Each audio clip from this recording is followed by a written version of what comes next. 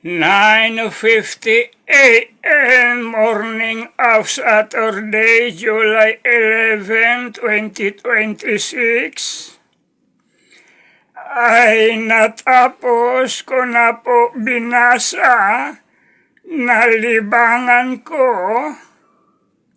sa live video o reel ang more or less 47 na mga sita sa Biblia na aking napicturan nang ako po ay nakadalo ng pagkakatipon sa MCGI Religion noong Wednesday, July 8, 2026 ang prayer meeting.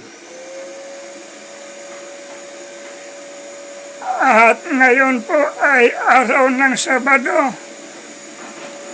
Merong dalawang schedule ng pagkakatipon.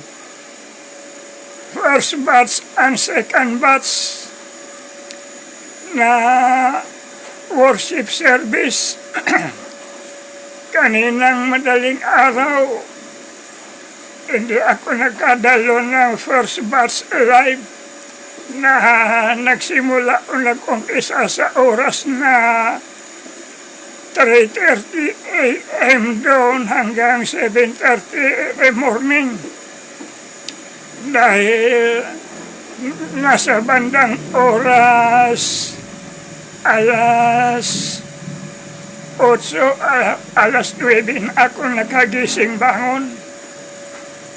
At ipinagpatuloy kong tapusin na basahin yung 4 na mga sita sa Biblia na hindi ko pa natapos. Binasa mula sa 47 more or less na mga sita sa Biblia.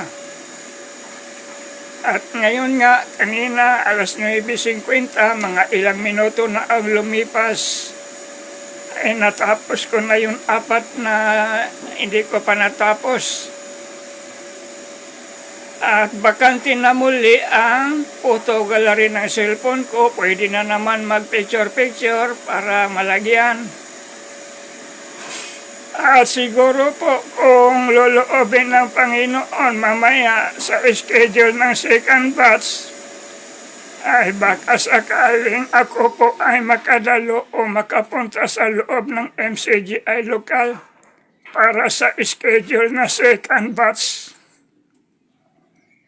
At sana pagdating ko sa loob ng MCGI lokal ay makita ko na medyo meron pang bakante na mauupuan sa harapan ng stage na malapitan sa TV. Para makapag-picture-picture naman ako ng mga sita sa Biblia. Mapicturan ko yung TV sa bawat pagkakataon na merong ipinapakitang sita sa Biblia na siyang pinag-uusapan o pinag-aaralan na mga paksa sa worship service. O sige po, maraming salamat po sa Diyos. To God be the glory, brothers and sisters.